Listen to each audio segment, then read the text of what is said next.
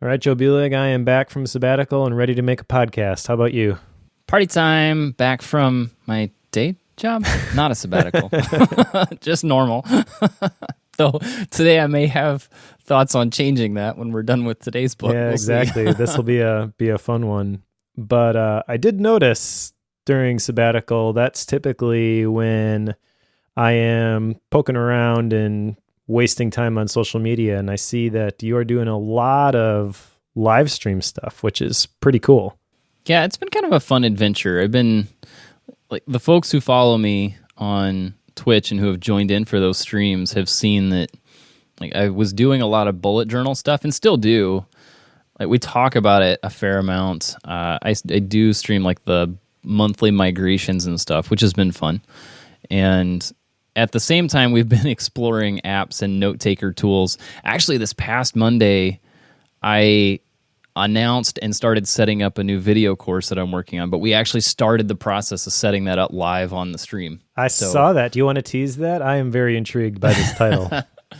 So the course is called Working Without Apps. And the concept is that I've done so much to get off of like the proprietary tools. Like it started with me leaving Evernote, and I've moved over to a lot of like the plain text, plain picture file formats and don't like being locked into things.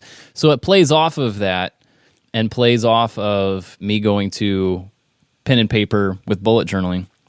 So I'm basically moving down this path of not using any proprietary formats or apps of any sorts.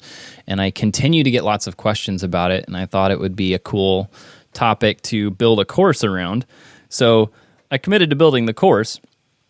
And once I did that, I needed to set up some of the stuff in Podia and such, which I use for the online courses. So like I was setting up some of that and doing some of the outlining and such. So I was doing all that live on stream. So it's totally backwards from what a lot of folks tend to do. It's like, oh no, I'm not going to share any of that until it's all done and out the door. We had a conversation about how to price the thing on the stream. So we did a lot for it. But anyway, all that to say, yes, I've been streaming more and more, it seems like. So Cool. yeah, fun times. I'm very excited to see where that course goes. And you were telling me before we hit record that you've got a easier way to view your live stream stuff. Oh yeah.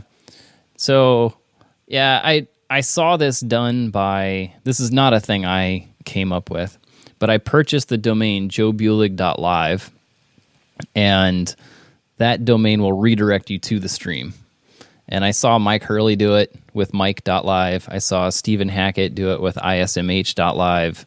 So I thought, oh, that's really cool. It was super. I think it cost me $3. Here we go. So anyway, if you want to tune in, if that's of interest to any of these, any of our Bookworm listeners, I've been doing those on Mondays at 1 p.m. joebulig.live. There you go. Cool. There's the pitch. I guess mine would have to be bobbleheadjoe.live, which would just be confusing. Yep. I attempted to purchase bookworm.live. Did you? But it's owned by somebody already. And they probably want like $10,000 for it. I think it was like $500-$600 or something like that. It's like, Domain squatters. Yep. Not a thing I'm willing to foot that much money for. Right. So unless you are, it's going to remain in their hands. It's cool. It's cool. You've got a couple of follow-up items from our previous book. How did you do on these action items? Yeah, so the last book, The Minimalist Home by Joshua Becker, I had 3 action items. One of those was to walk through our house with my wife and just talk about the goals for each room. And I can't say that we did that per se. We didn't actually walk through the house and do that, but we have had a lot of conversations about the goal of the house and how do we want it to feel in terms of like the us spaces, as we were calling them. And that's led to, I wouldn't say any major changes as much as like mental shifts as far as like how we approach what we're doing. With like our main living space primarily. So that was a lot of fun to kind of work through with her, and it's led to kind of the process that we're now in where we're like maintaining that. And I would say it's been a positive. It's been a good process to work through that with Becky. So that was one. The second action item I had here was to minimize my wardrobe. I had 2.5 trash bags worth of stuff I pulled out of my closet. That's actually less than I thought you'd end up with, to be honest, having gone through that myself. That was the first pass. Okay. So the thing here is that I haven't been one that keeps a ton of clothes anyway. And I have sort of a wardrobe. I shouldn't say I have like 2 wardrobes, like 2 uniforms of sorts. Like I'll have a t-shirt with jeans. Sometimes I throw a sweatshirt on it. And the other is jeans and a button-up. Like those are kind of my 2 uniforms, and I wear those all the time. And I cut back on a lot of the button-ups. I actually did get rid of a number of t-shirts. But again, this was first pass. I'm guessing if I were to make another pass, I could probably get rid of another trash bag full. It didn't help that the day I was doing this, I received a t-shirt in the mail from Macstock. So yeah, that didn't help things at all. So it's getting there, making some progress on it. So that part is underway. I would say it's still underway. Like I made a lot of progress with it, but there's another pass I need to make. I'm just not ready to do that yet. Okay. I would still be willing to give you credit for that one and say that one's done. Okay, that's fine. I mean, we can say it's done. 2 trash bags full of clothes is not a small amount. Yeah, I should say they're not small trash bags either. They're like the commercial restaurant trash bags. So if you stand them up, they're like 5 feet tall. So maybe I shouldn't have said that. So it would be maybe 4 trash bags for a normal size. It sounds like a ton, but having done it myself, I understand. So it doesn't take long. No, it doesn't at all. The last action item I had here was find a home for everything in my home office and basically give it a place. And I've done a lot of that. You can't see it on stream here, but Mike, you can see it. But I put my bookworm wall hanging that you gave me, the fracture you gave me, and actually put it on the wall for the first time ever. I've always just had it moving around from office to office with me as I've been moving things. So it was good to actually put it in a home and have it stay. So it's kind of nice to have that done. And anytime I do streams and stuff, it's right there. So I like it. I'm a fan. So yes, I have been going through. I've got a lot of it done as I'm looking around here, and have a lot of things purged. I got rid of a big box worth of junk that I didn't need, duplicate cables. I told my wife that's an interesting thing. As an IT person, I save all the cables because I never know when I'm going to need them because I do use them. Yep. Like it's not a thing that I can just get rid of. What I don't need is multiples of those. And that was the part that got me. So there were some like the micro USB cables. Yes, I will keep one. Actually, in that case, I'm keeping 2. But I had 8. I had that. I had a bank of mini USB cables. So like I have devices and run across devices that use those and need them. So I did keep 2 of each of those.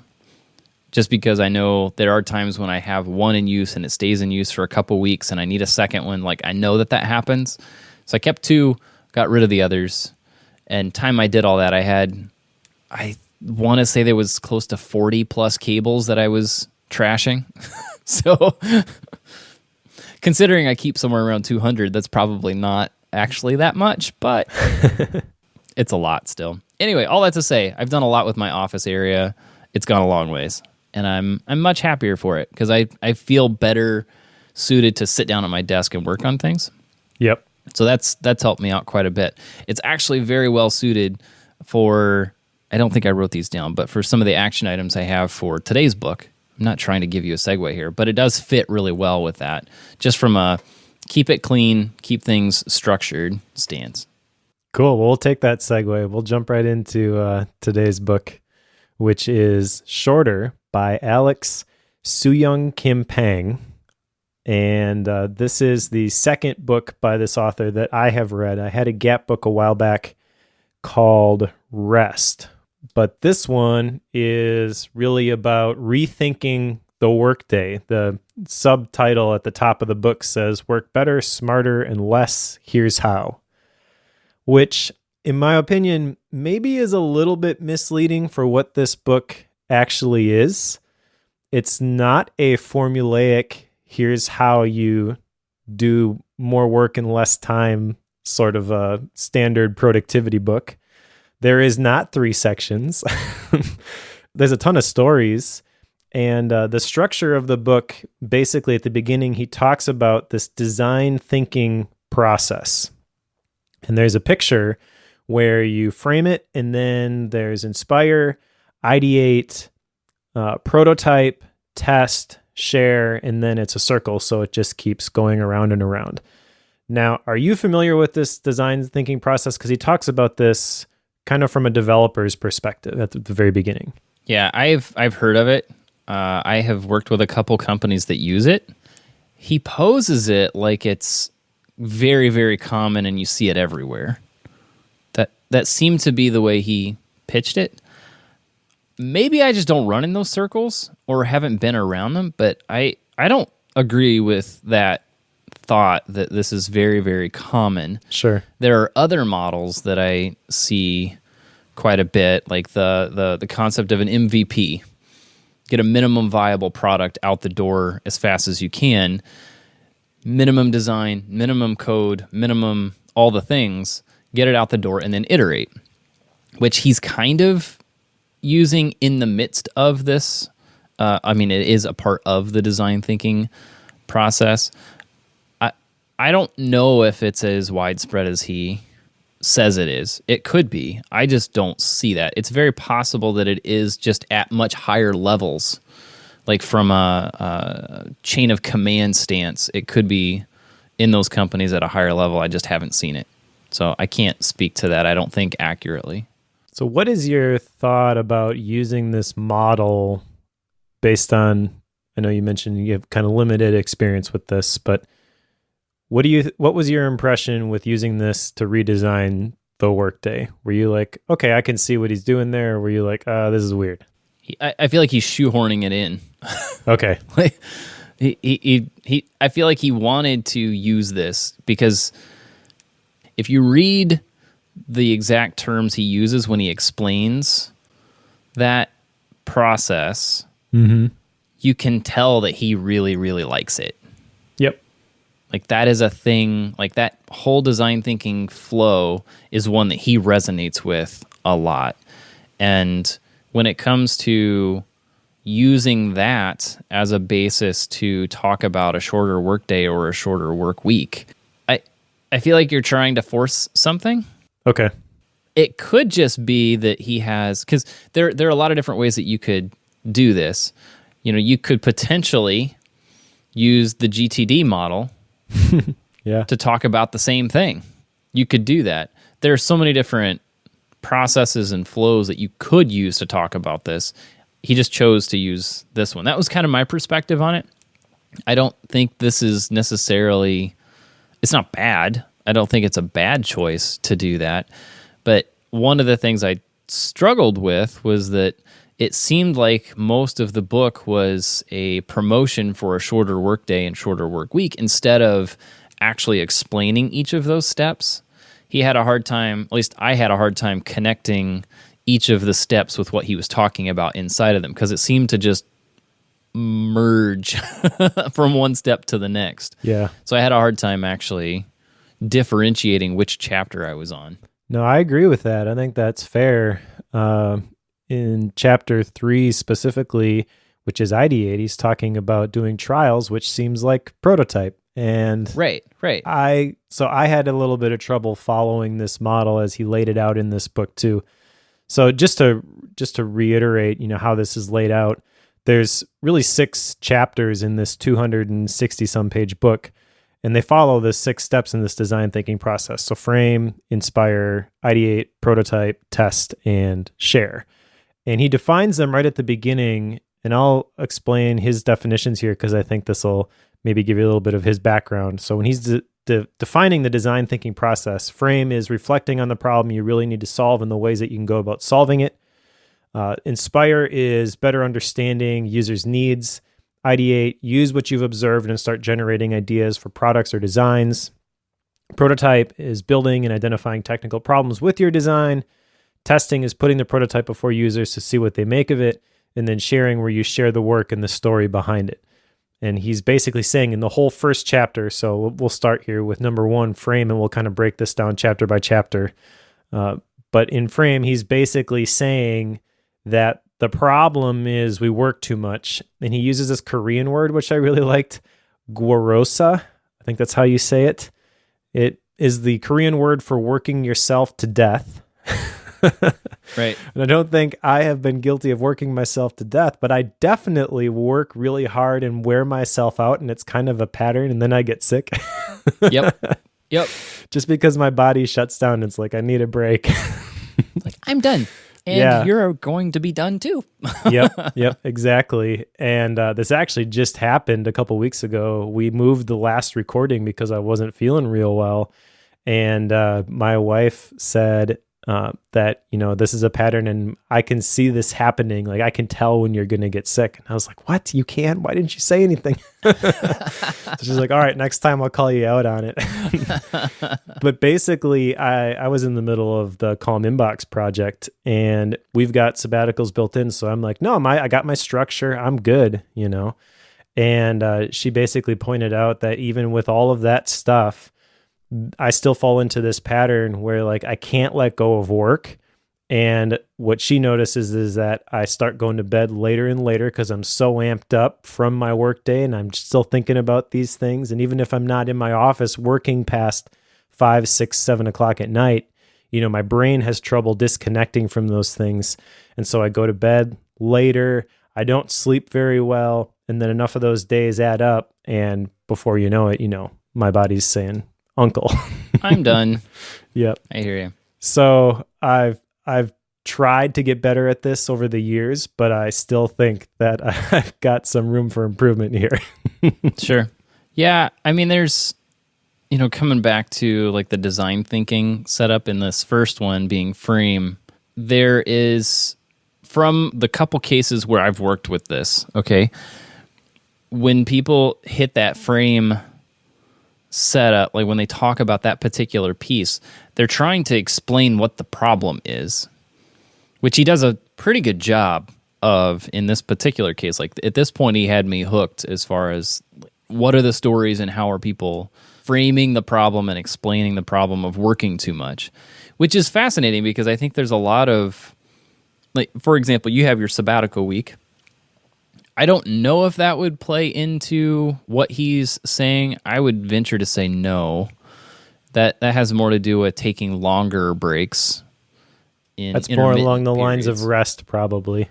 Yeah, I don't think that would necessarily fit the shorter model, I guess. But it's at least a step, I think, to helping with the problem of overwork.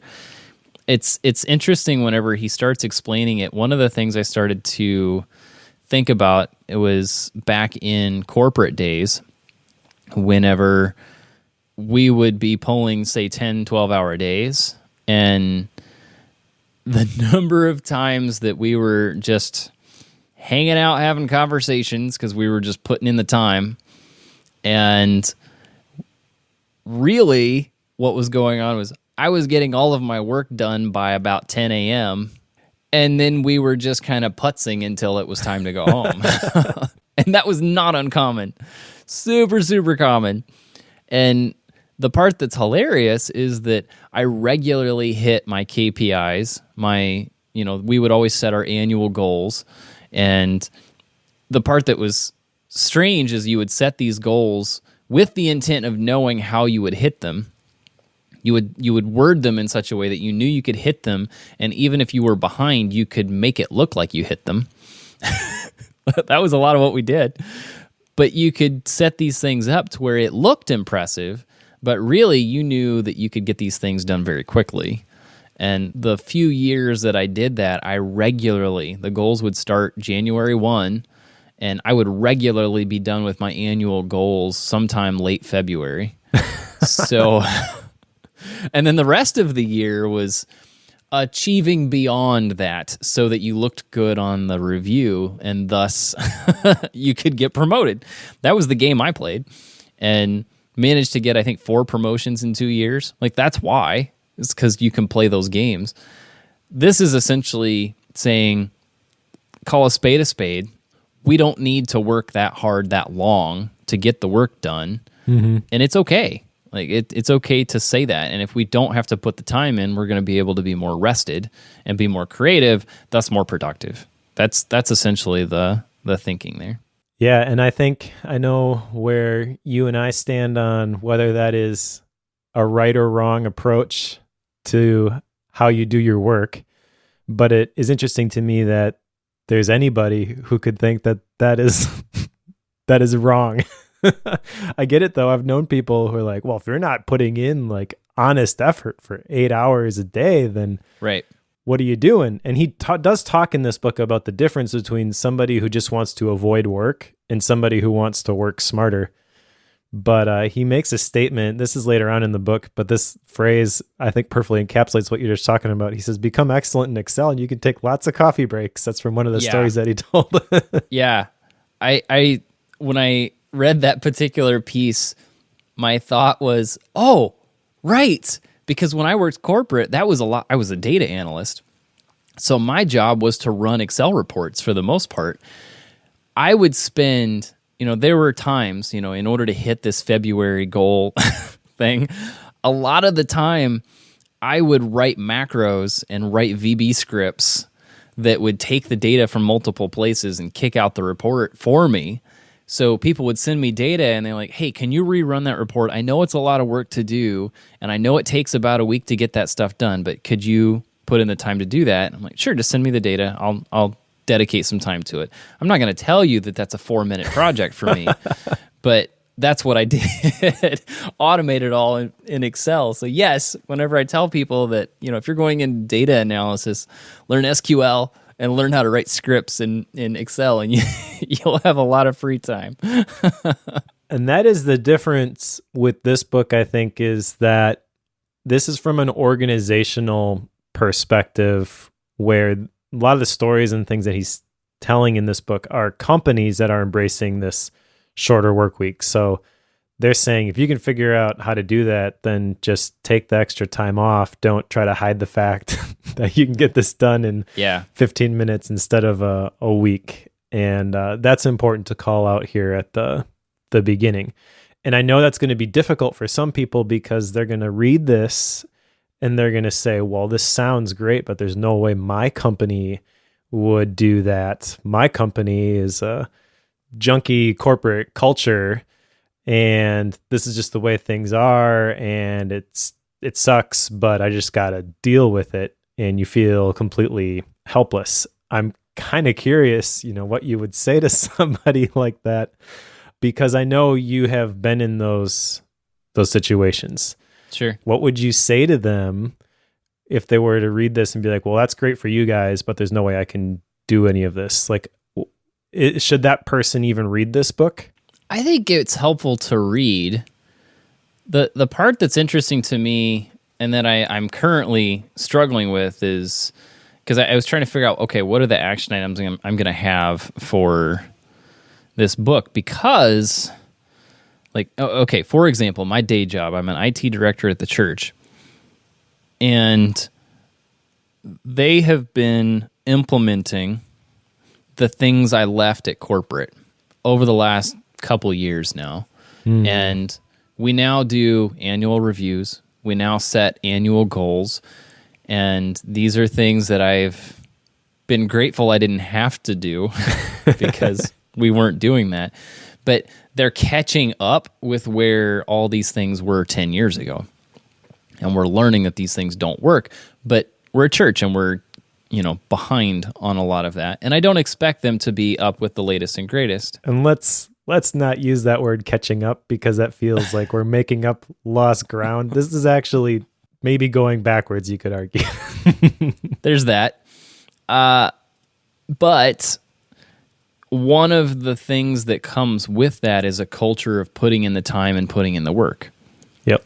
And coming from someone who spent many, many, many extra hours catching up from an infrastructure stance in our building to allow live streaming, I'm not in a good place, like as far as how much time I should be putting in. I've put in way too much. And trying to scale that back below 40 instead of down to 40, the difficulty that I'm now seeing is if I want to back that off below 40, because I've experimented with this to some degree, there's kind of this air of, are you just not doing your job? Yeah. Are you just neglecting your duties? Like, there's some of that. And I think that it makes it difficult to figure out what to do with that. And I mean, I can have a conversation with my superiors, and I could do that. I have a close enough relationship with them that I could probably explain this really well and get their support. The difficulty comes when a lot of what I do is fairly physical, like physically pulling cables through a ceiling or physically putting equipment on a stage and wiring it up. And there's a fair amount of time that goes into that, testing things. What I wonder, and this is a question I would have for you, Mike, with this book, one thing that doesn't seem to be called out is the difference between mental work and physical work, and the differences in the amount of time that you put into that. I'm thinking specifically of like construction workers who it's not uncommon for 10, 12-hour days every day of the week. Yep. And I don't run across, maybe I just don't know them that well, but I don't feel like I run across a lot of people who are exhausted because of that. A lot of them tend to feel very fulfilled because they look at this building I made. Mm-hmm. So there's not necessarily the same feeling with that. There's no Excel macros for steel workers. Yeah. So I don't know. Maybe there's something there. Maybe there's not. Do you have thoughts on this? I am not sure that I'm qualified to speak to this, but I will say that there's a ton of stories in this book. So he does talk about a lot of different companies that do fall into the physical, you can't just automate this and make it faster, but still the company does better because they have shortened the work weeks. He talks about a bunch of restaurants. He talks about nursing homes, places where somebody needs to be on call 24/7. They just are not burning out their employees, and they make them work 4 days instead of 5. And that means they have to hire more employees. So that's the perspective that he takes, is like an organizational perspective, top down. You may have to have more people to cover all those shifts, but ultimately it's going to be better for your business. From an individual perspective, I'm not sure what to do there. If you are a construction worker and you think, well, yeah, I should only work 4 days a week, but the job is 5 days a week, I don't think there's a whole lot you can do at that point. I think with the knowledge work that he talks a lot about in here, a big part of that is creativity. And so there's more room for you to make your own hours, make your own systems, as long as you're producing the work. Who cares how long it takes you to do that? And there are definitely gains to be had there. Coming off a sabbatical, I can tell you, for example, that I didn't do anything that whole week. And what that allowed me to do on Monday when I came back is crank out a 3,000 word article in 3 or 4 hours. Sure. So the rest, which he does talk about later in the book, like having that day off, because he's advocating for the 4-day work week, really, that day off allows you to be more creative because your brain is doing all sorts of stuff behind the scenes, and that ultimately produces better work. I do think there's some truth to that, where if you don't give yourself the space, you just constantly head down doing the work. You can put in the hours, but a lot of it is spent staring at that blank cursor, and it's not really being productive. But even in my situation, I'm not going to just disconnect for a day and no one knows where I am. So I feel like a lot of the advice that he's giving you in this book, you do kind of have to temper it and figure out, what does this mean to me? Where are the areas that I can maybe apply some of this stuff, knowing that I'm not in the CEO position to roll this out across an entire company? What's the low-hanging fruit in this for me, the areas where I can apply this and don't get frustrated because you can't just cut out an entire day out of your work week. Yeah. The chat has a good point too. There's physical work, mental work, and don't forget being on call but not actually doing anything work. Yep. So there's a good point there that there are folks who are on call. And I think this is a good point to bring up too, because this is what I do. I have a lot of physical work that's a part of my day job. A very large amount of it is mental work, but I'm also on call when I'm not there.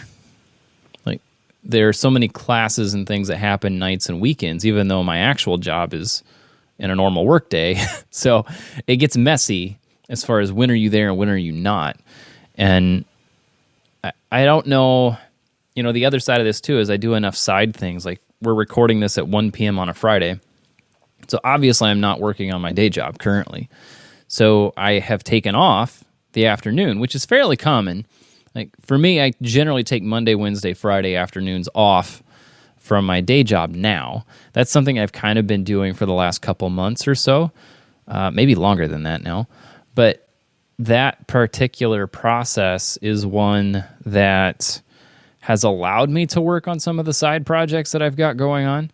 And I don't know if Alex would say that's a good thing, or if I'm just working a normal 8-hour day just on different things. Like, what qualifies and what doesn't? Yeah. Because he does point out that some people, they go to a 4-day work week, so they're putting in 32 hours, and then on the Friday, they have a side job that they work.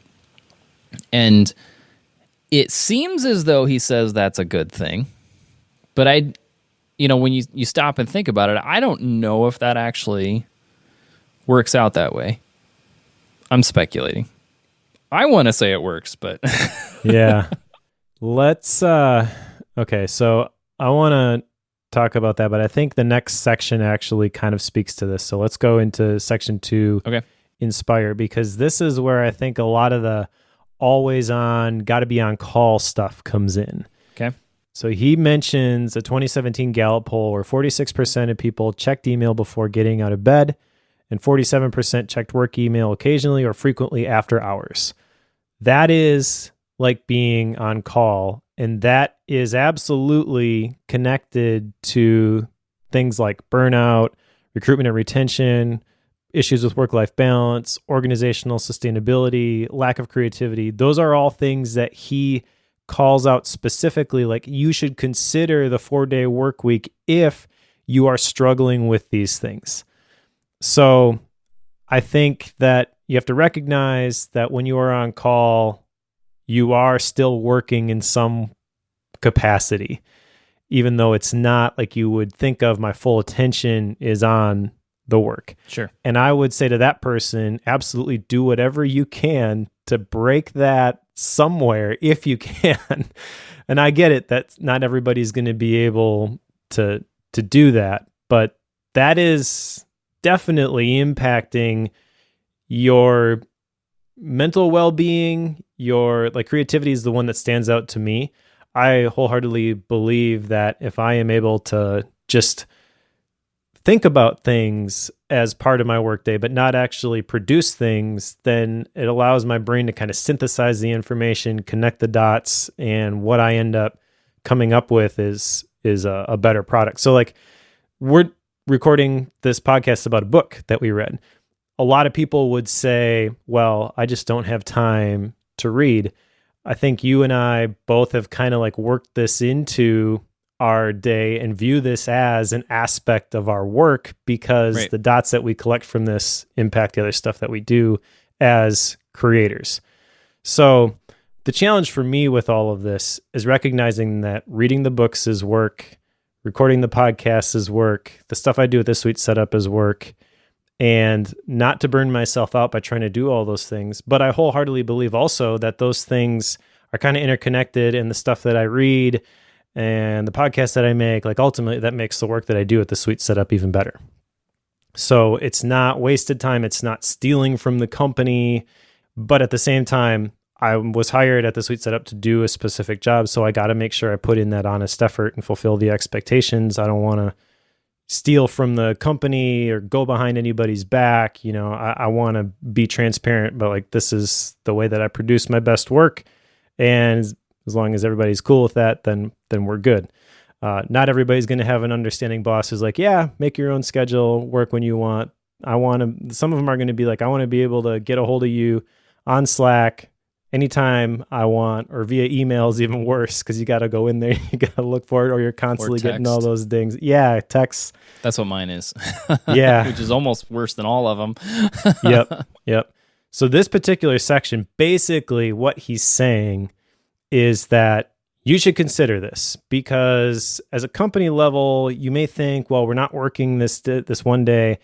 So we go from 5 days to 4 days, let's say, that's 20% less time. So productivity is probably going to drop about 20%. But he makes the point here in this second chapter that it actually drops about 10%. And that's just the productivity side. That's not the people burning out and then they leave and then you got to hire somebody else and get them trained up. You know, there's a lot of other areas that help you recoup that cost. Creativity, like I mentioned, that's a big one. And then the other important aspect here is that you got to have the right people in the organization. And he says shorter working hours is not about working less. It's about working better. I know people who have totally been in the I just want to work less camp. Yep. And that's not me. Like I said, I have trouble disconnecting just because I care so much about the stuff that I'm making. No one's forcing me to think about this stuff after hours. I just am because I want it to be the best that it can. Right. So for me, this whole book is inspiring from the perspective of what are the boundaries that I can put in place to protect myself from me, not from a boss who's saying, sure, you got to work all these hours. But just recognizing, like in this section, he talks about in creative and knowledge-intensive industries, the work is never done no matter how many hours you put in. That's totally true. So we got to put a box around those hours, and then Parkinson's law kicks in. The work takes as long as you give it, you know, and by time boxing it, by forcing it into a smaller space, that helps it be more effective. That is exactly what, one of the things that I've done. I had it as an action item, and it's what you would think is talk to my superiors about doing something like this. So I don't have it as an action item because I already did it. Maybe I should record it and then say, done. But I did have this conversation, and my direct boss had the comment that I don't think I'm comfortable saying you can go home every single day. Because I told him, and this kind of ties a few things together, me working on my side projects is a refresher for what I do there. Exactly. So it becomes a form of rest. And, doing things like Bookworm are energizing for the things I do in my day job. Building a web hosting company is energizing for Bookworm and for my day job. Doing Analog Joe is energizing for all of those. Like doing those things and working on them helps all of them in collection. So me knowing that, I've done a couple things. I've talked to him about it, and he's cool with me cutting back the amount of time I work for the church in my day job. But what we're doing is, you've been to our church building. There are a lot of different places you can work in that building pretty much uninterrupted. Sure. And the joke is always Joe's hiding. Like people think I'm hiding all the time. Like that's always the thing. It's like, Joe, where are you? And they can never find me at times. It's like, oh, well, I'm just, right here in the sound booth. So, but what I'm doing instead is, instead of going home, I'm just going somewhere else and working on my own projects at that time. So, namely, every afternoon. Now, people know I've been going home Monday, Wednesday, Fridays after lunch. That's already a known, but I'm simply adding Tuesday, Thursday to that as well and just staying in the building. And some of that comes from I have a night or two or three sometimes where I am at the building after hours, and people know that. They know that I've got connections and emails and stuff that happen sometimes after hours, which actually doesn't really happen that much anymore. But there's also Sunday morning, which is technically work hours for me.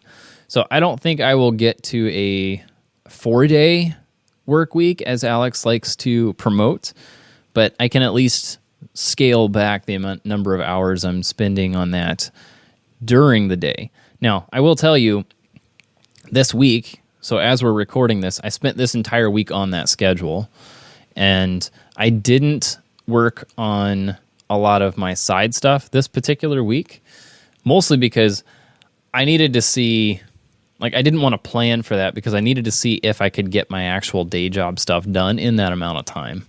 I wasn't sure, because there's such a physical component to it, I wasn't sure if it would work or not. It seems to. It seems to work. The only real issue I've had all week is when a volunteer didn't show up when they were supposed to, but thus volunteers. But it's been an interesting process to work through that. It's also nice to know that my boss has my back on it. Yeah. It's not a thing that I think we'll make public to the church or to the staff, though I'm telling the world here. Our little secret. Side note. But I don't think it'll be a public thing mentioned at staff meeting or anything like that. It's just this is a thing I'm doing. Yep. And that's as far as it goes. The key for this is really, if you are in a worker position, you are not an executive and you're not able to affect change throughout the entire organization. You have to get buy-in, and everyone has to think that what you are doing is fair. But that doesn't mean that it is not attainable, at least in some way, shape, or form. So he mentions that the 4-day work week is the thing primarily that he's focusing on in the companies that have done that. But there are other ways to do this, like just shortening the workday from 8 hours to 5 or 6 hours, or another alternative that he talks about in the next chapter, number 3, ideate, is the free Friday, where people are still at work, but they're free to do exactly what you were describing, where you can work on your own personal projects. And he talks about at Google, they used to do this. I don't know if they still do this, where one day of the week was just for your personal projects. And I know for a fact, not from this book, but from other stuff that I've read, that some really awesome innovations have come from Google based off of those free Fridays where people were just screwing around with their personal stuff. And then they're like, hey, this is an idea for YouTube or Gmail, whatever. What do you think? And then they're like, yeah, this is cool. And they roll it out to the entire company. So that is inspiring to me again, because my focus on this is like the creative benefits that can come from maybe rearranging my schedule a little bit. But like I said, I'm not going to try to cut my hours drastically either, because there is an expectation there with the Blanc Media team. Like, this is what we hired you to do. I don't want to go back on that. But ultimately, we've also talked about, like, what is the kept promise indicator, the KPI?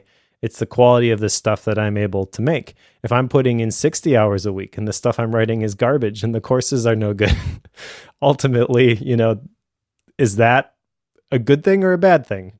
That's a bad thing. Right.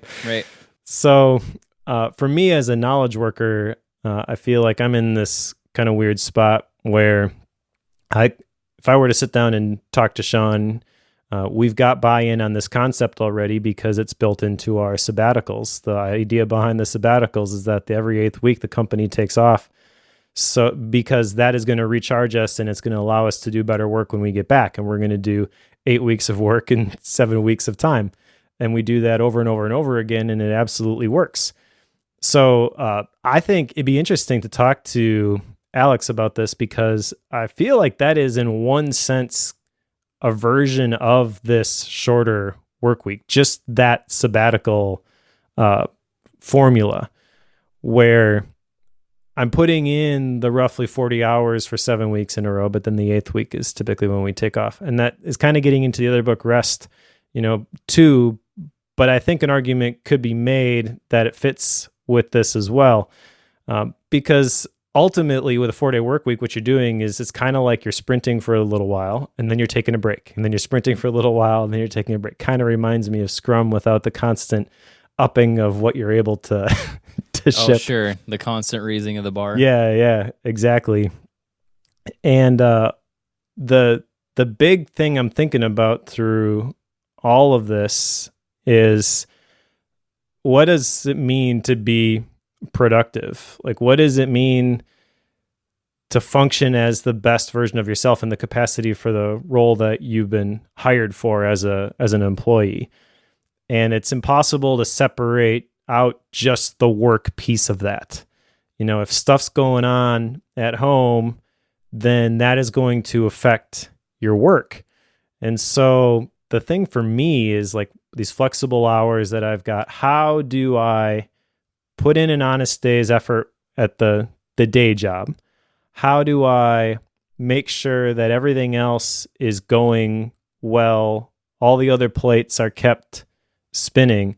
And how do I do that in the most effective way possible? And I like the permission basically that the author is giving us to rethink how all that stuff gets done. And I know I'm in a weird position where I have total control over my workday and I can dump it all out and put all the pieces back in, how I want them. But if nothing else, it makes me grateful for my situation that I'm able to do that. Yeah. Because essentially, you could do a 6-hour workday and people probably wouldn't know it. It would be possible to set it up to where, I think about that with, if you're working remotely, unless you've got a company that has the keep the green light on scenario, unless you're in that position and you're allowed to set your own schedule, people don't really know how much you're working anyway. So you could scale it back and just not tell anybody. I am not saying you should do that. True. To you, Mike, or anyone listening to this. Here's the thing, though. What defines work? Is it just the writing that I'm doing? No, I would argue it's all of the learning. It's all of the experimenting. Like today, this morning, I was going through a course on Rome research. There it is. Just identifying different ways that people are doing stuff, because I am working on an article about GTD style task management in Rome and where does it fall flat, where does it really shine. And I'm messing with a whole bunch of stuff, doing a whole bunch of experiments. I didn't write any words, but I spent 4 hours, I would argue, working on this article. Yeah, right. Because that knowledge that I'm getting is going to translate into a piece of content. It's just not as simple as sit down on the keyboard, okay, write words. Yeah, I get you. Because there's a lot of times, I do that with writing code. People don't realize that. When you have a code project, there's a lot of times when I'm going to go spend time with it. I can't tell you what I'm going to change before I start. I can't tell you what features I'm going to add necessarily. That's because I'm the only one working on them. So a lot of times I'm going to go spend time with the script I'm working on. Is it going to be completely done when I'm finished tonight? Probably not. But am I going to add new features to it? Probably. What are they? No clue. I'll find out whenever I'm in the middle of it. The number of times I've sat down, like, okay, I need to make sure that whenever I get a kickback of information from a payment gateway, that it does X, Y, and Z. And I go and I set it up and I run it once just to see how it's going to work and see how I'm going to make an alteration. And I realize, oh, that button should change colors when you click on it, which should then trip off a few other UI changes. That way the user knows what's going on. Okay, let's get that done so that I know where it's at in the flow of the process. And then I don't ever touch the part I thought I was going to work on, because I was being creative with the process and the user experience on top of that. Now, I will eventually get to that, but that's still a similar, like, I'm going to go spend time with this, not necessarily have a set thing I'm going to kick out, but that's still work. Like, you're still going through that creative process. Exactly. And it's hard to measure the output from that. And in the past, I would have maybe thought to myself, well, I didn't write any words, so this was wasted time. But I have come around on the whole process of creativity. We've talked about this before, Austin Kleon, Steal Like an Artist.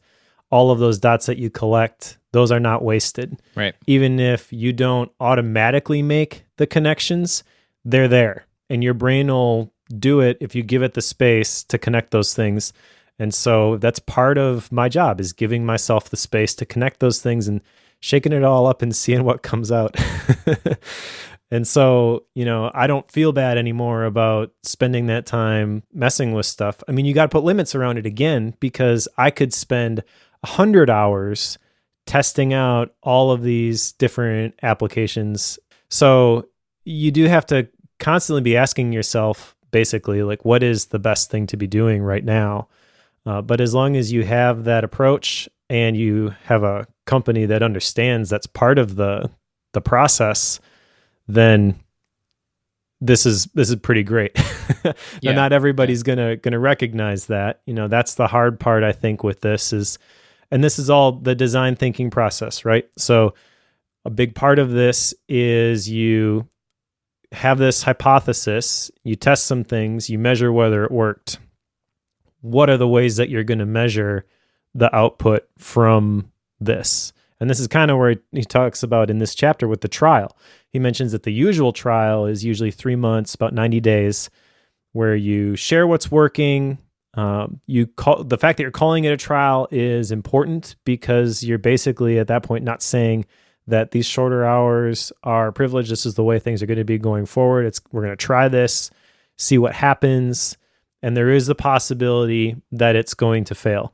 But I kind of think that the beauty of this design thinking process that he outlines as the approach for redesigning your workday is that there isn't a simple formula for you to follow. And you're able to apply it to your own situation. And even if your organization isn't all in with this, like you were just saying, like, you can get somebody on your side who's going to allow you to try different things. And ultimately what that's going to do is provide you not just what you want, but it's going to improve the quality of the work that you do. So you can apply this a lot of different ways, but the trick here is that you've got to figure out, like, what is the way you're going to measure this, not just try to duck the green dot on Slack for a while. Yeah. There was a group of folks at corporate that had mouse movers. Oh my goodness. So if you let it sit still, it would nudge your mouse about every 4 minutes, because it would trip to away at 5. And that was a corporate policy, like a policy management tool that was a part of the domain. So if your computer, like, you couldn't override it, and people would get these mouse movers because they were browsers that could do it, apparently. So you could open a browser URL and it would move the move the mouse for you, so it would keep that little green light on. Oh my goodness. That's not surprising to me, but that's kind of the exact situation that he's saying to avoid. Yep. That's the kind of culture that's toxic. If you're in that sort of situation, if I was in that situation, I'll just apply it personally. I'd be looking for a way out. Yeah. Yeah, for sure. I get it that there are other things that are sometimes more important than calm work environment, but I don't know. The further I get along with this stuff, the more I realize the importance of that. Sure. And how it's not just a convenience for me anymore. It's a necessity. Yeah. Makes sense. I'm just a much better human when I'm not in that situation. Yep. I am not as angry if I'm not. Yeah. So let's move on here to number 4, prototype. And again, these definitions are kind of not great. But prototype is really where you are trying out your new system, even though in the last section he was talking about the trials. So This is where he mentions the become excellent in Excel and you can take lots of coffee breaks. This is also where he gets into some tactics. And I think this part's kind of cool. There are a couple things specifically that stood out to me here. First of all, he mentions the 4-day work weeks requiring adjustments to how you do meetings. And again, this is the thing that I read. I'm like, yeah, I totally agree with all of this. And then I was instantly like, there's a lot of people who are going to be really mad at this section because they can't do anything about it. Yep. I was literally, as we record this today, doing a Calm Inbox implementation strategy session yesterday. And there were some people there. And the thing they were talking about, every single one of them, it wasn't about they have trouble with email. It's all the other inboxes, all the other tools that their companies are using to communicate. And the fact that they're all stuck at home and they're having to work from home, and the way that the higher ups are solving this problem is just all of these meetings that are designed to serve them and give them the information that they want. The net result for the employees is that they have back-to-back Zoom meetings all day, every day, and no time to do the actual work. Yep. Yeah. I remember one of the the first virtual company I worked for, Beck Ag was the name of it. And my job towards the later part was to be building a set of software for us to use internally. And it didn't go well because at one point we had this big confrontation with the board of directors because they kept wanting to know, when will this be done? What's the time frame for all this? How far are we? Like, they wanted these things all the time. But instead of us putting together one call, say once a week, where we pushed all those updates, we met one-on-one with each of the board of directors every week. And they all had different levels of information that they wanted. So these calls, each of them could be an hour and a half long. And you start adding that up, there were 15 board of directors. There's your 40 hours. Yeah, I couldn't get anything done. And the guy that I was working with, the two of us that were splitting up the work, like, forget getting any of it completed. Like, so at one point they had a big board of directors meeting. I think it was in Omaha, and we all flew in for that meeting, and they wanted us to do a great big presentation of how much we had got done. And I got up. I was the one that was ahead of the project, so I had put together a single slide that showed the timeline of what we originally projected and then how much we had actually completed. And then there was a lot of questions of, why are we so far behind? We were only like a tenth of the way along from where we should have been. And they wanted to know why. I was like, well, here's my schedule. And I pulled up my calendar for the last 2 weeks and showed them. It's like, here's where my time went. I was talking to all of you. If I could stop talking to all of you, I could do that. How'd that go over? Well, it was a light bulb moment for them. They realized that wasn't actually being helpful because they didn't realize everyone else was talking to us as well. Yep. No one knew that they were all doing the same thing. So that one actually took us from the point of doing 20 plus hours worth of meetings down to a single 45-minute meeting in a week. And we got a lot more done after that. But I can only imagine, like, people right now in this COVID season who are in those scenarios that have all these higher ups that don't know. Like, they've never worked in these scenarios, so they don't know how to do this. So they're putting all these processes in place so that they can get the information that they need to continue doing their job, which is fine, but they don't necessarily see the ramifications of all the other people doing the exact same thing, and eventually leading to developers not actually developing, just updating on why they're behind schedule all the time. So yeah, it's a mess. Another issue with going from in-office to remote work is that, I learned this yesterday too, a lot of the companies and organizations never had a conversation about, okay, this is the way things will work now. And so the impromptu person-to-person meetings at the water cooler where you have a 2-minute conversation, hey, can you do this thing? Yeah, okay, I got it. Now instead it's, an email and then a Slack message and then a text message. Yep. Because there's no process for that. And they want to make sure that the message is being received. And now there's all these different inboxes with all these different tasks coming in too. So it's just a nightmare situation. Right. So I honestly don't even know what to do about that kind of stuff. I understand that a lot of times having the conversation like you did, that's a big piece of it. I can see a situation where the higher ups just don't care. I'm willing to believe that most people have enough humanity that the default, at least a little bit, would be like, oh, we didn't realize, and so let's make some adjustments. Yeah. And that would be the advice that I would give people, I guess, is like, if you've been avoiding that conversation, have it, because only good can come out of it. At least if they say no, you know what you're dealing with now. And maybe that's the time you start to plan your exit. I don't know. Yeah. Because that sounds pretty miserable to me. I will say that in my case, so using that confrontation that I created, I didn't do it blindly, and I didn't do it without some form of a warning.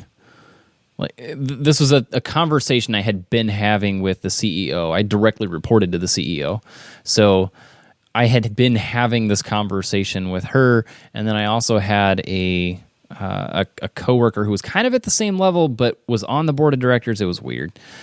So I had talked to him about, like, here's what's going on. Here's why this isn't going. It's like, is it appropriate for me to call this out, not having had this conversation with everybody? So between the two of them, they helped us figure out how to frame it correctly, so that we weren't insulting at the same time. Because the problem we had was that this was a virtual company. They should know how to do this, and had been working virtually for 18 years. Like, that was not a new process for them. They should have this figured out, and didn't. Yep. So it was bringing something to light that they had never considered. So I wouldn't say just blindly go put a presentation together for your board of directors. Don't do that. But being willing to at least have conversations saying, here's my calendar. You're asking me for these things, and here's why I can't get those done. Yeah, exactly. If I'm going to be engaged in the meetings that you're setting up, I can't do my job. Yeah, it's perfectly fine, I would think, in most situations to say, this is what you expect of me, correct? Yes. Okay, well, I want to deliver that, but I can't because of X, Y, Z. What do you propose we do about this? Yeah. Yep. Obviously, you can do that nicely, or you can do it like a jerk. Yeah. But the approach, I think, is fine. Now, that being said, again, this is kind of rest of this chapter is tactics that you can use if you are the one driving the change. So I would say that some of this stuff, maybe you can't say this is what we're going to do. You can still advocate for it, though. And you could still, again, using that design thinking process, test it. So he talks about the 4-day workweek requiring meeting adjustments, where you reduce the total number of meetings, you shorten the meetings, and you keep the meetings focused and purposeful. He talks about, instead of just using a default hour, maybe scheduling 45 minutes for meetings. Okay, so that's the kind of thing that you can't just go to your higher up and be like, meetings are a waste of time. We need to cut these down. Every single one should be 45 minutes instead of an hour. But you could say, for this project, maybe we should try this and then see how it goes. Yeah. And once you have some data, like, hey, this was actually just as effective, if not more effective, then you have some ammunition. You could say, okay, so maybe we should consider this on a larger scale. Sure. And I feel like that is a perfectly acceptable approach to a lot of reasonable organizations. And again, I know the trump card is always going to be, well, my organization isn't reasonable. And I don't know what to do with that. I don't know what to do. I would just, I wouldn't survive there, I guess. It wouldn't be long before I would say something that would cause conflict for sure. Having come from scenarios like that, I didn't know a lot of what I know now. I don't think thankfully I'm in a position where I don't think I need to go back to those scenarios ever again. But if I had to, today I know how to play the game, like the whole rat race. Like I know how you play that game. And a lot of people know that as well and will quite often have side projects that they start and simply go the flow. Like, if you want me in meetings all day, sure, that's fine. And they'll be sending emails during the meeting like everybody else, but they're building a business Sure, yeah. on the side. They're not doing work emails, they're doing external. So I've seen that. I've also seen where people do like what I did and they're done by 10 a.m. and they would then do blogging or they'd start some other thing in the afternoon because they got their actual job done and they don't want to be too far ahead. You don't want to be like, you don't want to go so far that you're now making up new work for yourself to do so that you can fill the time. Like, you don't necessarily want to do that because then you're seen as an overachiever and you can lose some of the political game of corporate as well. So you have to be kind of careful and walk those lines when you're doing that. So I don't know. That's what I've done in the past. And if I had to go back to it, it's probably what I would do today. Like, you want to have this big, long, drawn-out meeting? That's fine, but I'm going to bring my computer in, take notes like everybody else. Sure, yeah. As I'm researching who knows what. Oh, man, I'm so thankful I don't have to worry about that. Sure. It's hard for me to even speak to that, and I don't think Alex does a very good job of it either, because he talks about in this chapter respecting the clock. One thing they mentioned from one of the Japanese companies is that 9:01 is not 9 o'clock. And that, I think, is really important for all of these virtual meetings. Yeah. It's a complete waste of time if people are showing up late. Like, that just drives me up a wall. Yep. Fortunately, it doesn't happen very often where I work. People understand that because we've been doing it for a while. Another point he makes is that people value the things they make, including systems and processes, more than those that they don't. So I think that's worth calling out. If you are in a position where you are thinking about doing this for an organization, get people to help you create the systems, because then they'll take ownership of it and they'll be more effective than if you just top down, this is what we're going to do. Another thing that I really liked in this section, which I think is ammunition for people who work with clients, and because I've heard this, especially with the sabbatical stuff, it's like, well, if someone needs to get a hold of you, what do they do? Right. They don't. We're not there. Yep. Like, well, what? Like, I could never do that. I have to be on call for my clients. And again, he's advocating specifically for the 4-day work week. Same principle though. Like, if I'm a client, it is assumed I can get a hold of somebody at the office on a Friday if I want. And I think there's a couple things here. First of all, not all hours are created the same. And one of the questions that they ask is, are clients buying our Monday hours or our Friday hours? Sure, yeah. Which, just framing it that way, is like, you want the good ones or you want the leftover ones? No one wants the leftover ones. Right. So just having that as something you can use to describe why you are going to a 4-day work week and saying we're not going to be on call on Friday, it's kind of like, well, oh yeah, I guess, because I don't want subpar work when you're burnt out from everything else that's going on. I want to be the one that you're thinking about when you're well rested and Monday morning, and he does say that some clients will still feel nervous about needing emergency access. So sometimes you just got to leave the door open. That's the thing I like about this. It's not a hard, fast rule. Like, this is the way that you got to do it. I would say that, and he kind of backs us up with some of the stories that he tells. If you were to do that and say, okay, fine, you can get a hold of me on Friday if you really want to, but it's going to be an emergency. And so, like, let's just say, this is off hours, so it's time and a half, whatever. But if I'm really there, if you really need me, you can get a hold of me. No one's going to do it. Yeah. Just test it and you'll see that, like, you really don't need that access. And so then you can either, charge more for it, or feel free to just say, no, this is not what I'm going to do. I'm going to take this day off because it's going to result in better work. And that's what you're hiring me for anyways, is the work. And it's also possible that you need to get rid of that client. Yep. To get the better ones.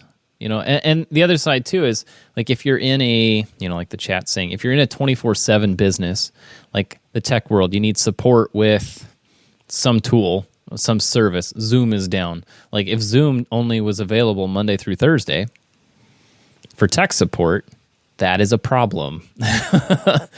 So they can't do that. But what they could do is take everybody's work week to 4 days and then put them in different places. So like you could do that as well. But at the same time, if you're able, like from a client stance, generally having done the gig economy thing, like generally Fridays are quiet. Yeah. People generally don't make contact. And he points that out a few times. Like Fridays for most industries are not busy. Like everybody's looking to the weekend. They're checked out by noon. They're not going to send a bunch of emails hoping to get big responses that afternoon. Like they're just not doing that. So it's fairly easy to eliminate that day or at least cut it short. So there are a lot of ways you can make that work. But I don't know. Like this is a thing I've thought about quite a bit as I'm looking at building a web hosting business right now. What level of support do I need to offer and how often? Yep. Like what are the hours that you put in for that? Probably not going to be 24/7 considering it's just me. So you're not going to get a response if you're at 2 a.m. Mm-hmm. So there are pieces of that I've got to figure out. I don't know what the answers are, but I'll try something. We'll get there. Sometimes it's easy to do 24-hour turnarounds on those things, but I don't know. I think a lot of it is expectations, to be honest. And this kind of leads into the next section, number 5, test. Because this is where he mentions the typical client response is, that's amazing that you guys can do that. And he makes a couple points with this. Number 1, a lot of clients will be impressed with the model and want to adopt it themselves. Basically, they're on board with the idea. Those are the clients that you want. Yeah. The ones who are advocates for the way that you work. And then fire the rest of them, kind of to your point, right, which is scary. But the limiting belief here is that I need to be able to respond right away or my clients will leave me. So number 1, we kind of talked about maybe you need some clients to leave you because it's not a great fit. Right. Which is always sounds like it comes from a position of privilege. I get that, but it's something I really do believe a lot of people need to adopt. this mindset that you have the ability to fire clients and find different ones that will be better. Yep. The other thing is like the response. It's amazing you guys can do that. I have heard this with the sabbaticals that we do. And I know that it can be scary to communicate this to clients, but you could argue that we are in the position selling the courses that we sell where we should have somebody on call 24/7 to respond if someone's having an issue logging in, whatever, to the thing that they bought. We don't. We still take the sabbatical. And the way we handle that is that the person who does the support still logs in, but at a reduced capacity. And so the response time is going to be slower, but you will still get a response that week. It's not like ghost town until Monday. Sure. So I do think that maybe there's creative ways to apply this, but also I think the lesson to be learned there is like you could make the argument that we should have somebody 24/7. And the fact that we've been doing it now kind of proves that you don't need to. So think about your situation. And really that's the whole idea behind this book is challenge everything that you know. Don't assume that things have to be the way that they have been. Shorter work weeks. You have to go into it thinking that this is a possibility and then tinker with things and figure out how can I make this work. But if you have that approach, I think that it is possible more often than not. And maybe it's possible for every single situation. That seems like a very general statement, but I think it might be true. It's impossible to prove. But I would wager a guess that in every single organization, there is a way to do this. Yeah. Whether it's known or unknown to your superior, we won't say. Yep. Yep. Or to yourself. And that's the thing is like you have to assume that you don't know everything. If you assume that you have a whole bunch of prior knowledge about the way things work and your situation is unique, you will always be able to prove that true. Sure. Yeah, I think one of the things I want to test, because I'm shortening my day job down currently to see how that plays out. But something else I'm doing, and I'll reiterate this later, but I'm taking advantage of my ADD brain and combining it with this concept. And what I'm trying to do, so I have essentially 4 side endeavors that I do. One is I just call it Joe Bulig. So it's like the blog, any YouTube videos, the Twitch streams. So those kind of fit into one category. I have Analog Joe, the membership site. I now have Grithix, this web hosting business that I am working on, and I just blanked on the other one. Oh, Bookworm, duh. That's why I couldn't think of it. I'm in the middle of it.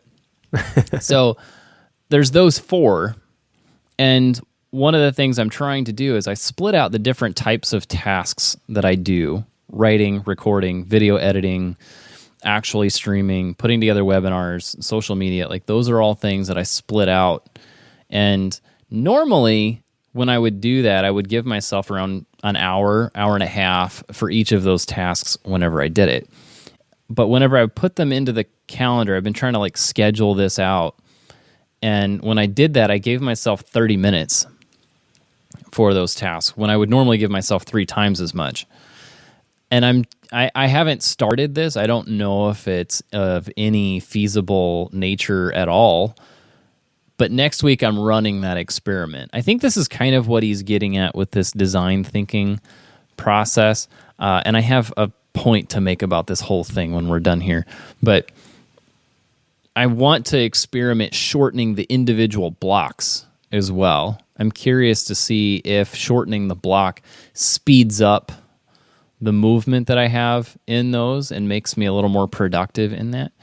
Knowing that if I only have 30 minutes to write an article, or at least write, will I do that as opposed to knowing I have an hour and a half? Am I more apt to be more focused during that? And knowing that I've only got 30 minutes, and then in 30 minutes I'm going to shift over to a completely different project and a completely different type of work, my ADD will just snap over and jump into that. That's my theory. I don't know how well that'll hold up, but I'm playing games with myself. You're the guinea pig. We'll see how it pans out next week. Nice. No, I love that. And I think that's kind of the important thing from all of this is to tinker with things. My action item from this book actually comes from this chapter because they talked about in one of the stories building into the workday, because again, advocating for the 4-day work week, that Fridays were the life admin day. And I like that approach. I don't think I'm going to try and build it into a single day. Like this is when I'm going to get caught up with everything around the house. But I do like the idea of reframing that instead of like after work, I'm doing my personal stuff. How can I build that into my workday? And I have been starting to get up a little bit earlier and do the focused writing stuff at the beginning of the day, because that's when I'm most creative. That's when stuff just kind of flows. He talks about creativity in this section too. So that was something that I've already been working on, so I didn't write it down as an action item, but Sure. kind of reinforced it. Like understanding how physically draining knowledge work can be, and then designing your schedule in a way where you put yourself in the best position to do the things based on your biological prime times, basically. Recognizing that I do write a lot easier in the morning. So just building that into the routine every single day and not wasting those golden hours, for lack of a better term, by doing other stuff during that time. And then cranking out the words in the morning, and then in the afternoon, that would be kind of admin time anyways. So that's when I can do some of the life admin stuff, and my brain is still going. It's still thinking about all these different things, because this is really the point here from the creativity section, is that the 4-day work week boosts creativity, improves problem-solving capacity, provides more time for those creativity-boosting experiences, and it fosters an innovation mindset in the organizations. And I think that's just because he's got the space to connect those dots. Well, it's kind of like the Cal Newport productive meditation thing. Like, I can take the dog for a walk and be thinking about something and get inspired, and now I have the solution when I come back home. So kind of the mode switching, like you were talking about, and on one level you could say, well, you're not working at that moment. But I think if I do it right, I still am. Yeah. And I can still measure the production and the output for the quote unquote day job from doing those things just simply by rearranging the blocks that are already there. I will say this, the concept of shortening I shouldn't say the shortening of those time blocks that I'm talking about come from reading this book. But the concept of putting a bunch of very disjointed things next to each other in that time blocking comes from me spending time setting up monitors and microphones on a stage over a 2-hour period. Because I had the time, like I was physically doing something completely different, and for whatever reason, some dot in the brain connected, and like, oh, my ADD is really good at jumping.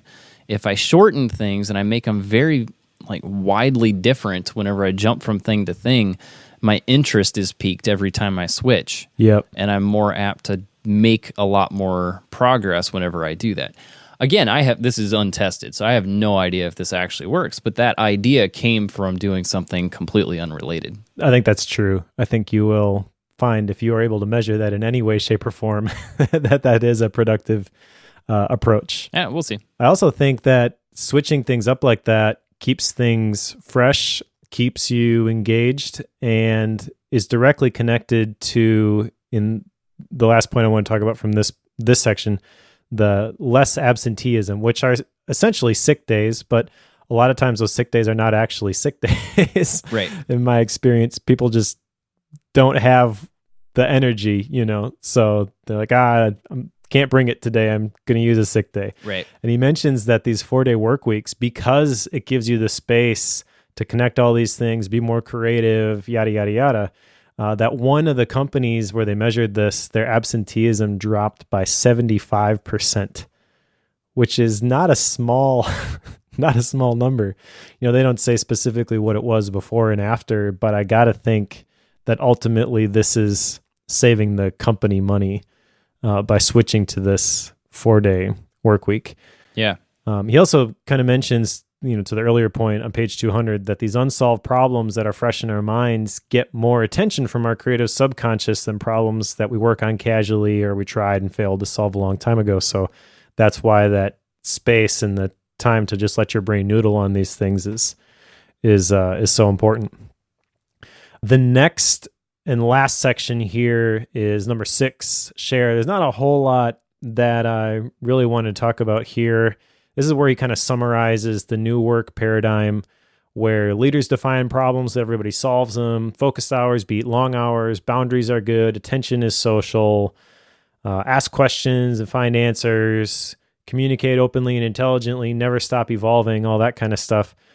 But he does mention here that entrepreneurs are more likely to deal with serious mental health issues like burnout, anxiety, ADHD, and substance abuse. And I thought this was interesting. I wonder if you define yourself as an entrepreneur. And also, I think maybe it's possible to have an entrepreneurial mindset even if you are not a true entrepreneur running your own business, so to speak. Yes, to both. So I do identify as an entrepreneur, and I think it is very possible to do that without running a business, simply because you have a tendency to look for ways to make money off of different endeavors, and that endeavor maybe just changes so often that it never becomes a full business. And I think that's totally fine. People like doing that. Mm-hmm. I have friends who, every time I talk to him, which is, maybe every 3 or 4 weeks, has left the thing he was doing to make side money before and is now doing something different. every 3 to 4 weeks. Like, Yeah. it's just crazy to me. Like, I feel like I move very quickly, not in comparison. Can't keep up. But I mean, it's very true. Some of the downsides that come with that. I think the difficulties come when that is your main source of income. Sure. I think that's where a lot of that comes from. It's partly why, we had this conversation on, was it Focused at the time, or was it still Free Agents? Whenever I joined you and Sparky, and we were talking about me leaving the free agent world and going back to a full-time position, and like, why did that happen? And I think that's part of why I did that, was to let go of the stress that comes with trying to make sure you're providing an income. Yeah. And having something a little more stable, and then being willing to use what you were doing as side income as well. It's partly why I made that move. From a mental health stance, it was a positive thing I needed to do. I think that's a lot of what he's sharing, like the difficulties that come from not doing that. And when you are 100% as an entrepreneur, like that's where the need to go 80 hours is coming from, because there's the stress of, I'm not going to make enough if I don't work this long. Yeah. So I can definitely see that. Yeah, I think I would define myself the same way. An entrepreneur, maybe not the person who is running the company, but still the big takeaway is watch out. Yeah. Because the personality is just keep going, nose to the grindstone, just keep cranking, just keep hustling. And the big takeaway from the book for everybody, I think, whether you define yourself as an entrepreneur or not, is, and this is really what he hammers home in this last section, you have to be willing to rethink everything you assume is an absolute truth, including the 5-day work week. So I don't know. There's not a whole lot here. Like I said, this is kind of the summary of everything that he's talked about. He's made his case. He's told all the stories. And at this point, he's just like, okay, so this is what I told you. Now be willing to change. Go therefore and do it. Yeah, exactly. Pretty much. Which is easier said than done. I know. But yeah, so that's the book. Anything else you want to say about this? I want to just make a point about the whole design thinking process, because where it comes from is the realm of designing products in its, I don't want to say that's all it is, because it is way more than that, but the places where I've seen it do great things, and I don't know if they still do, but at one point Apple used this with some of their products. Sure. And at least that's the way I understand it. And if you look at it from the stance of designing products, or designing a graphic or a website or something that is classic design, this process works really well. So you're framing the problem you're trying to solve, or the problem people don't even realize exists. You're showing why there is a problem. You're inspiring somebody to do something about that problem and showing how you can solve that problem through the ideate process, which is coming up with what are the potential ways to solve that problem. Is it how it fits in your hand? Is it how the balance of it is? Like, you're trying to come up with what could make it a good thing. Then you prototype each individual component of that. And once you have those each individual prototypes, you test each of them to see how they're going to work and share the results of those. That's the flow of that design thinking process from a product stance. And I think that works really well when you're trying to design something like that. I know that I can't say that I followed this exactly, but I tend to use a lot of these steps whenever I build things with wood, whether it's a piece of furniture or molding or putting in a flooring. Like, you tend to use these steps when you're trying to figure out how something should fit or how you're trying to build something. So it works really well in those scenarios. I don't know how well that translates to thinking processes. Your life as a product? Yeah. How well does that translate. Yeah. I don't know. Seeing how he tries to shoehorn his shorter workday into this process, there's a lot of bleed over between these steps. Like prototyping and testing are kind of the same thing in this context. Ideate and inspiration are kind of the same thing in this process. And that's not true in a traditional design sense. There's a very clear delineation between those. But I don't think I've seen that with the way that he presented this. I'm not trying to jump to style and rating. It's just kind of this, I don't know how well this fits here. And I don't know how well to recommend that process for thinking systems.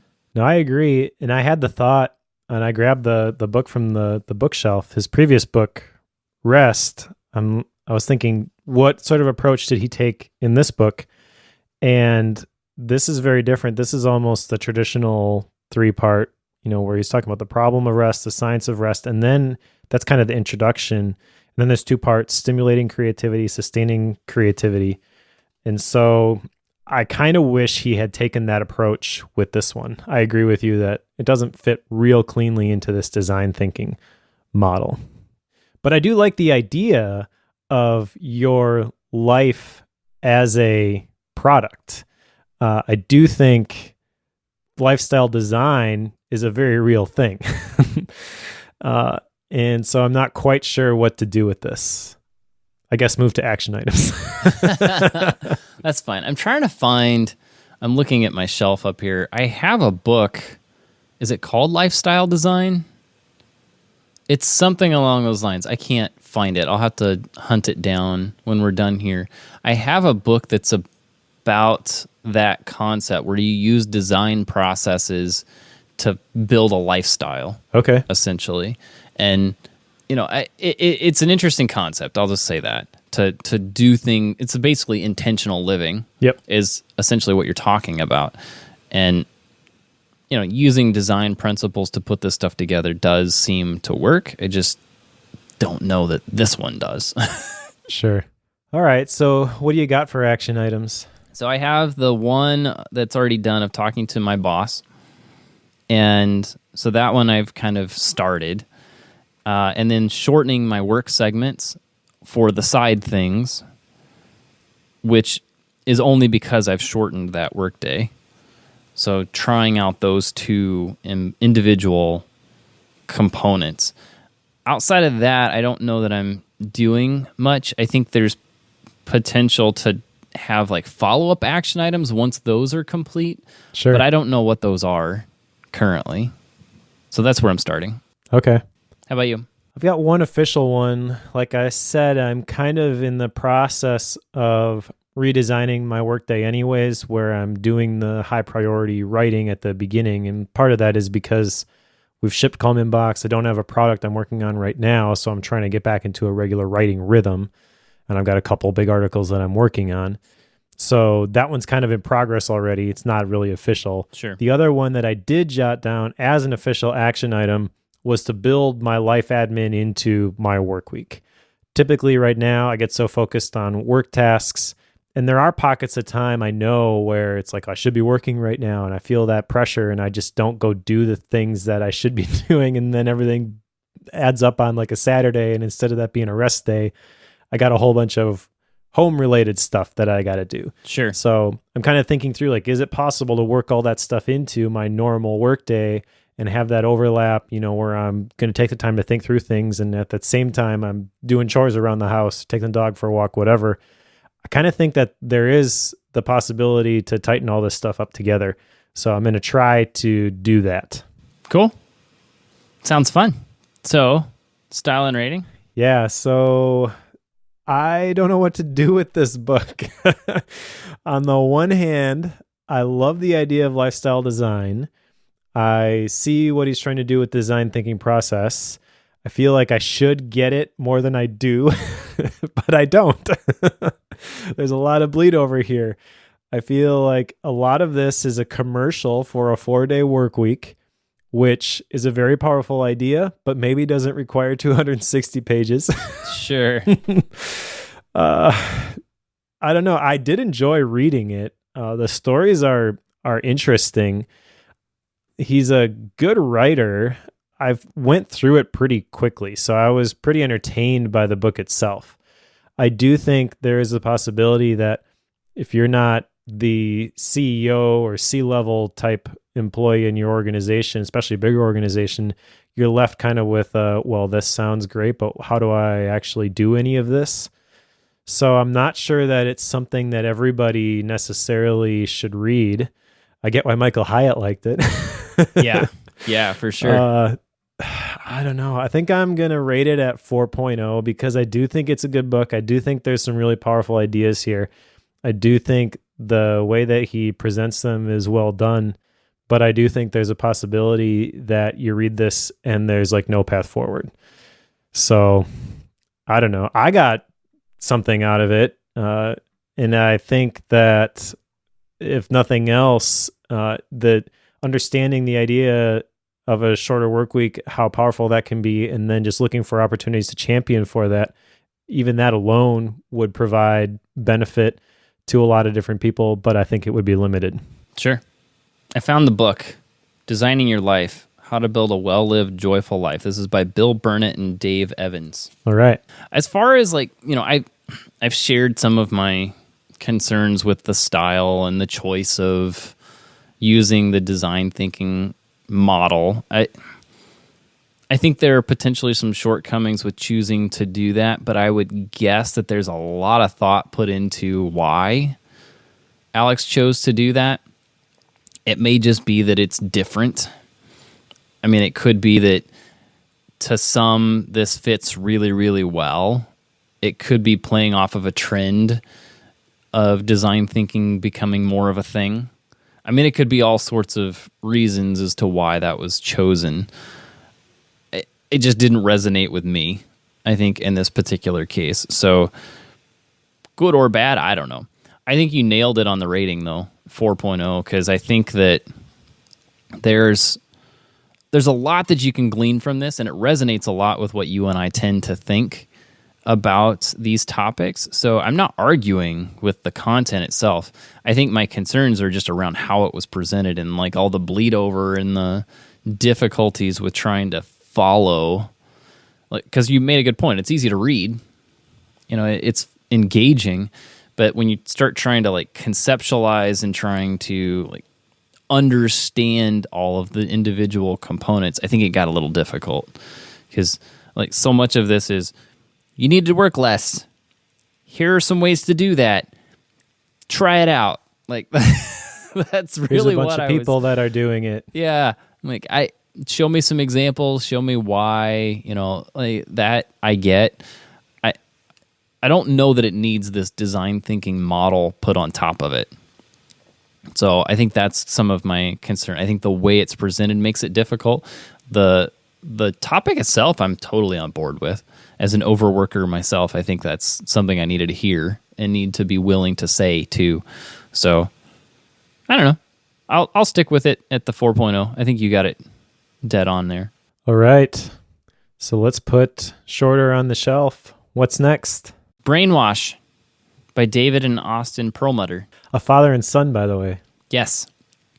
So Brainwash, have you started this one yet? No, it came today. Okay. Looks fascinating. Mine just came in today as well, so I've not started it, but it's an interesting. I think it'll be a different topic for us because it's more along the lines of how do you cleanse your brain from a lot of different aspects. So it'll be an interesting topic. I am definitely fascinated by the topic. I'm looking forward to going through this one. It'll be fun. It's classic Joe. Let's find something completely different. The one after that is one that I have wanted to read for a while. I have it already, and that is The Motivation Code by Todd Henry. Todd Henry wrote a book a while back that I really liked called Die Empty, which is kind of a motivational, find your purpose sort of a book, so right up my alley. And I don't know much about The Motivation Code other than a lot of people have said it's a really good book, that I respect their opinions. And I love the topic of motivation. I feel like this is more important than pretty much any of the self-management stuff. Sure. Like all the willpower stuff. we've kind of talked about that off and on throughout this podcast, where a lot of people are like, "Oh, conserve your willpower," but when you got motivation, it kind of doesn't matter. Right. So I have no idea really what to expect from this other than a good book by a good writer. Got any Gap books? Actually, I finished this one. It might have been a Gap book earlier, but I finished Get Together, which is about community building by Bailey Richardson, Kevin Hoyne, and Kai Elmer Soto. It's a really cool book with a lot of visuals and a lot of thought-provoking questions about how to build the communities for things that I do, like Bookworm, for example. So we'll have to have a conversation about this one, I think. Sure. Once again, I have no Gap books, but I've been making more time for reading too. Like this one I finished quite a bit ahead of time. Normally I finish them like the night before or day of. That happens more than I'll care to admit. But I finished this one earlier in the week and have just been kind of without a book for a few days. I was debating grabbing another one. I was like, I'm not going to get two done before our next recording. But I've been getting better, so we're getting closer. So maybe next time. Maybe. All right. Well, thank you to everybody who listens to the show. Thank you to everybody who joined us in the live chat on Twitch. And thank you especially to everyone who is a Bookworm Club premium member who's willing to give us $5 a month to keep the lights on. If you want to join the Bookworm Club and get access to all of the MindNode files for all the books that we read, I take all my notes in mind maps, and so I put those up in the special members section of the club. You can go to bookworm.fm/membership. Surprised you don't do that in Rome. It ends up in Rome eventually. Okay, I should have known. All right, well, if you're reading along with us, pick up Brainwash. We'll join us in a couple of weeks, and we'll go through that one together.